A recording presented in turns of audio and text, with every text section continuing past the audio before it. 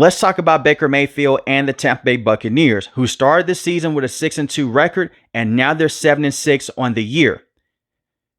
They have the same exact record as the Carolina Panthers and the NFC South, but it's not all doom and gloom. If you are a Buccaneers fan, you're still in first place and you still control your own destiny. Their next matchup will be against the Atlanta Falcons. The Buccaneers will be the home team. This is a quick turnaround, but the Buccaneers should be able to win this game with all the injuries that the Falcons have going on the offensive end and the same on the defensive end. But this is where things get very interesting. Out of this Atlanta game, they'll go on the road against the Carolina Panthers. This is a must-win game for Baker Mayfield and company. And the Panthers are a tough team to beat at home. Look at what they did a week ago to the Los Angeles Rams. They got them in a complete upset. And we've seen the Carolina Panthers be up and down this year. They have a very good win over the Rams, have a very good win over the Green Bay Packers on the road. So you can't sleep on this team, especially when you're on the road if you are Todd Bowles and the Buccaneers. Then they'll face the Miami Dolphins on the road. The Dolphins have won a lot of games on the back half of this season, and they look better. But I still do not trust Tua. And the run game has really carried that offense over the last 7 weeks. I would take the Buccaneers in this game. But the last game of the season, it'll be the Buccaneers taking on the Carolina Panthers. That may be your classic, whoever wins, you get in matchup.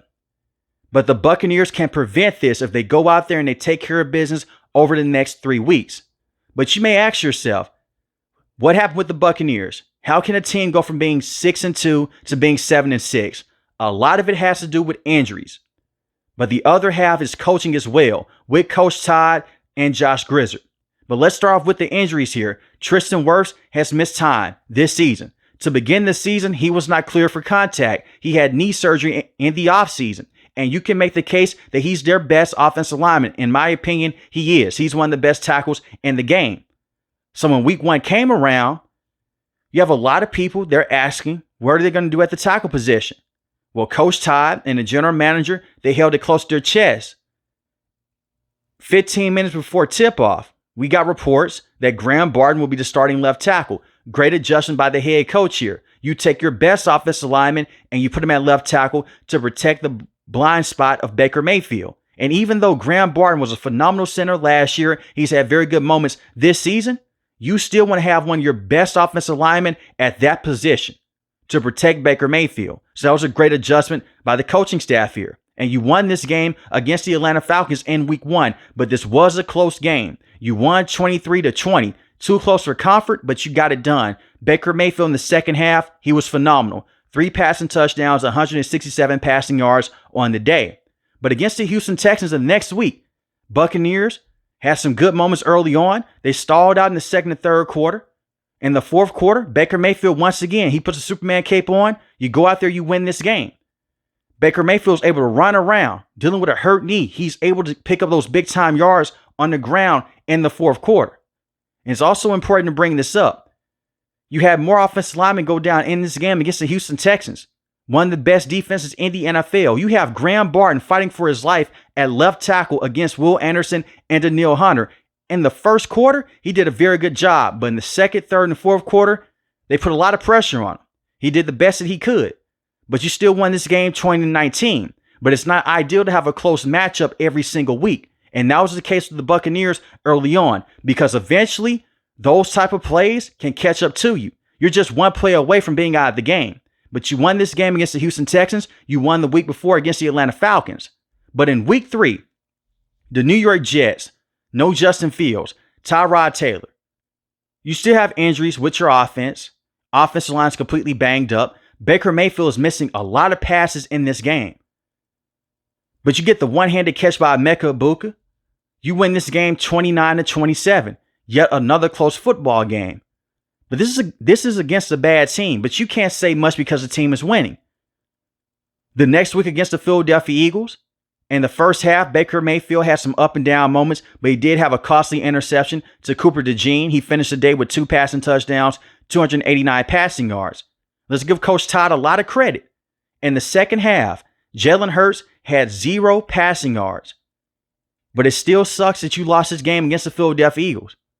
31-25. But you can't say much. It's the reigning Super Bowl champions. You lost this game by 1 score. It's the Buccaneers. They'll bounce back, and that's what they did. They came back the next week. They defeated the Seattle Seahawks 29-33, 379 passing yards for Baker Mayfield, 2 passing touchdowns. But your defense still allowed 35 points.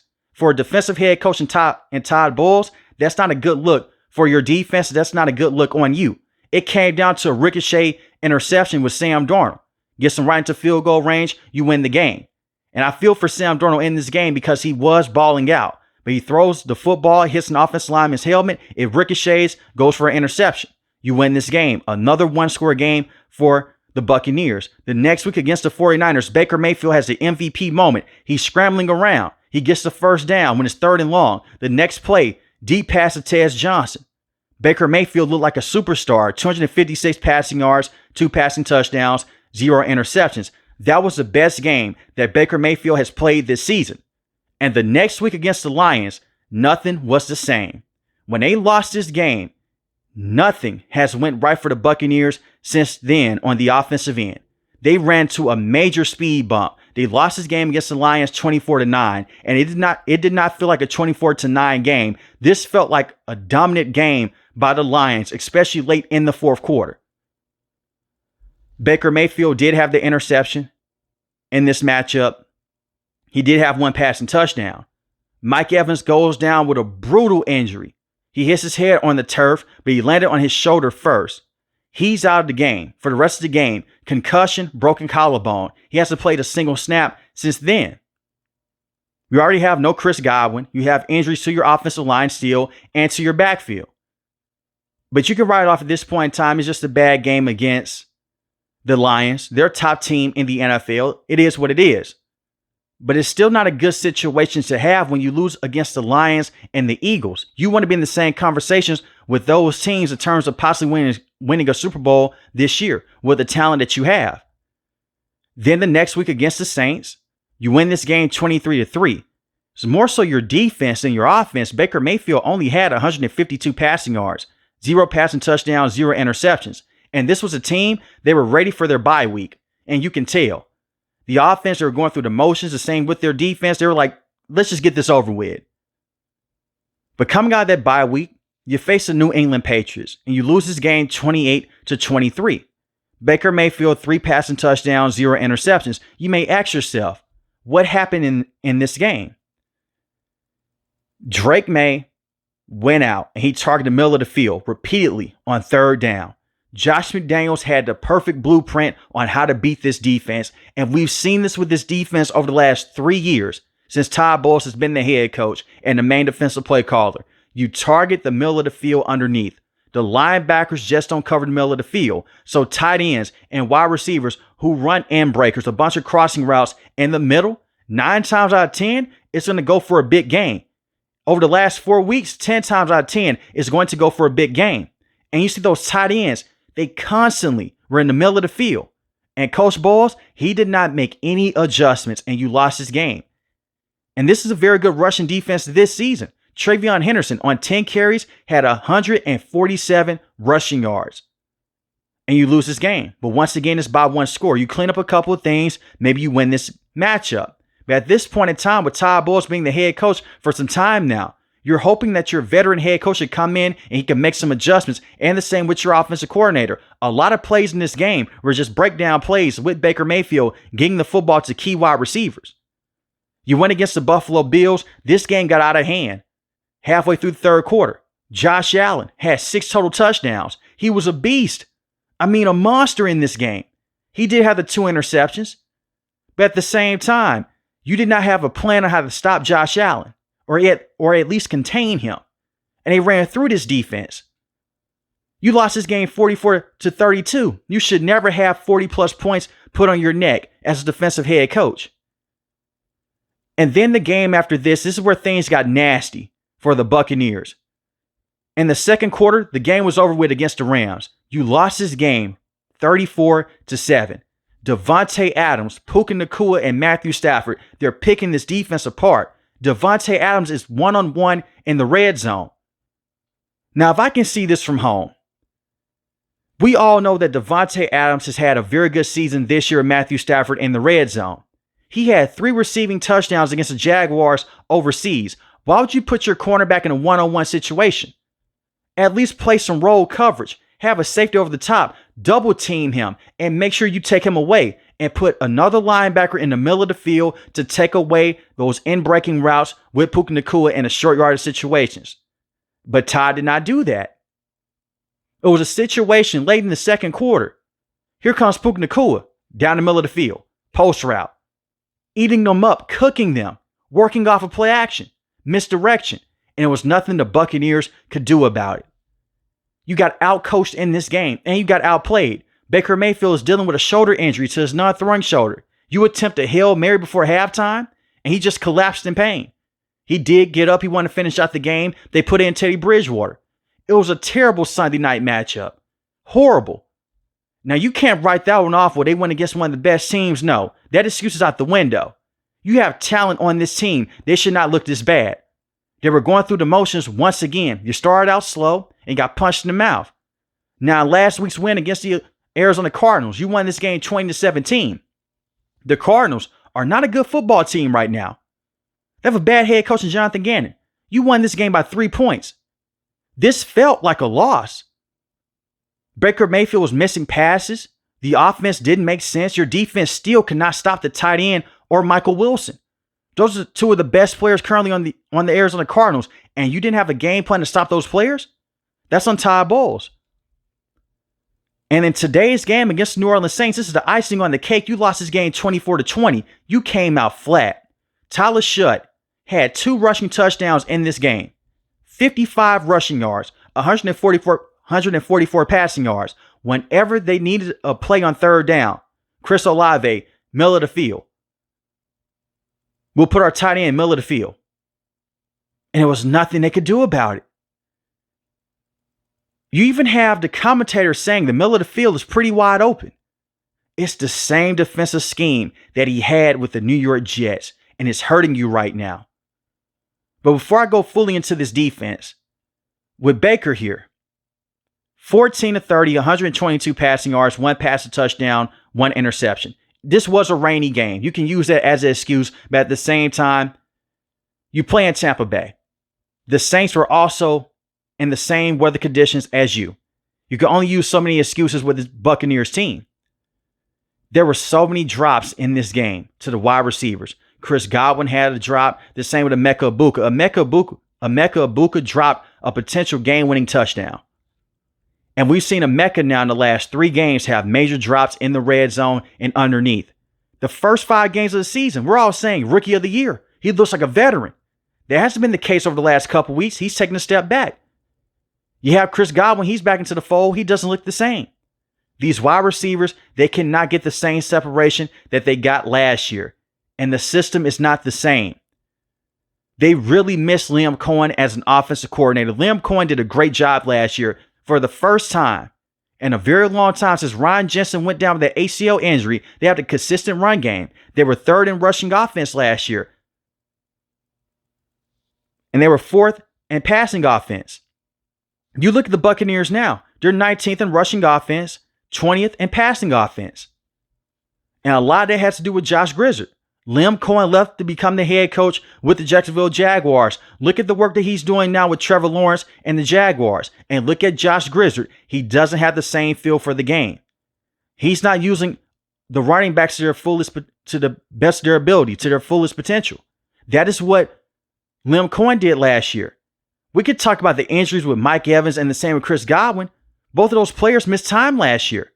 Mike Evans had a hamstring injury that he suffered against the Ravens last year, Monday Night Football. Chris Godwin went down with that brutal ankle injury in that game. I don't know why the players are still in. They're down by 3 possessions, but it's Coach Todd for you. He's going to keep you in the game. But they missed a lot of time last year. And yet they didn't miss a beat on the offensive end. You have guys like Jalen McMillan, Trey Palmer, using motion, getting that separation. And a lot of that came down to the play call with Liam Cohen. But Josh Grizzard, these players are too talented for this offense to be this inconsistent. Offensive line injuries, I understand it. And the same with the injuries to Bucky Irving this season. But you still have Rashard White. You still have Sean Tucker. Bucky Irving has been back now. We've seen this offense with a healthy Tristan Wirfs. It's just not the same. They can rely on Cade Otton, especially in the red zone, but they're not even doing that right now. That is something that Liam Cohen did last season. So everything that Liam Cohen did last year, Josh Grizzard is doing the complete opposite. And he was a pass game coordinator last season. You're the understudy for him. You help him set up plays. This is what Liam Cohen has said in interviews. He helped him come up with passing concepts last year, but yet it has not translated over with the offensive coaching this season. So that's the problem with the Buccaneers. And they're not getting those explosive plays. So Emeka Egbuka hasn't been consistent in the back half of this season. Really hasn't been a good player if we're being honest right now. Tez Johnson has had moments, and the same with Cameron Johnson. Mike Evans has been able to practice over the last couple of weeks. We'll see if he'll be able to play against the Atlanta Falcons on Thursday night. That'll be a huge boost to this offense. But you're relying on Mike Evans, who is getting older, and the same with Chris Godwin. This is why Jason Light came out, and this is why he drafted Emeka Egbuka. They just need Emeka to step up, and they need him to be a consistent playmaker and get Bucky Irving more involved. They were getting a lot of splash plays on the ground, a lot of explosive plays in the air last year. They're not getting those plays right now. Now back to the defense here. For Todd to be a defensive head coach, you cannot be ranked 27th in passing defense. The rushing defense is always going to be there every single year with Todd as a defensive coordinator, with a defensive head coach, with his time going back to the New York Jets. He's very tough against the run, but he's sending a whole bunch of all-out blitzes at an all-time high. And usually he'll send a bunch of cover one blitzes, a bunch of bomb blitzes. He's done this before. Even when he was a defensive coordinator with this organization, when Bruce Arians was the head coach, he was sending those blitzes. But now they're more common. And part of it is on Todd Bowles. If we're being completely honest here, he deserves a lot of blame for how the season has unraveled. They don't have consistent pass rush. Hassan Reddick has not been fully healthy this season, and Hassan Reddick only has 1.5 sacks on the season. Yaya Diaby, he's a solid pass rusher. 6 sacks on the year, 1 forced fumble. He's more so of a complimentary pass rusher. His rookie year, he led the team in sacks. Vita Vea, 4.5 sacks on the year. Very good against the run. But since you don't have that consistent pass rush, you have to bring in pressure somewhere. So instead of finding exotic blitzes and finding new ways to blitz the quarterback, it's just all-out blitzes now. And since those blitzes are not hitting home, quarterbacks, they're hitting the weak spots of the field. And they're hitting the middle of the field once again. Some of the blitzes I love with Todd Bowles. But quarterbacks now, they're smarting up in the same with offensive coordinators. You look at Steve Spagnuolo right now in Kansas City. He sends home that blitz. Over the last 2 to 3 years, quarterbacks just couldn't beat it. Now they're sliding protection. They're saying, I'll take this hit. If I can get this football in this tight window, we'll be fine. And that's what teams are doing right now with the Tampa Bay Buccaneers. They have to make those adjustments on the defensive end. Levante David, you can tell. He's starting to play like his age. He's 35 years old. He's not moving around the same anymore. The back end of this defense, Antoine Winfield is still a special player. The man has 2 interceptions on the season and 1 forced fumble and 7 pass deflections.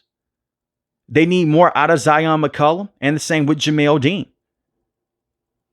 Benjamin Morrison, he's dealing with a hamstring injury. And I think that he could be a premier player on the back end of this defense. And Jamel Dean and Zion McCollum, they've had good moments this year. But when you're constantly placed into one-on-one situations, you have to step your game up. You're going against some of the best wide receivers every single week in the NFL. And it comes down to coaching and the adjustments.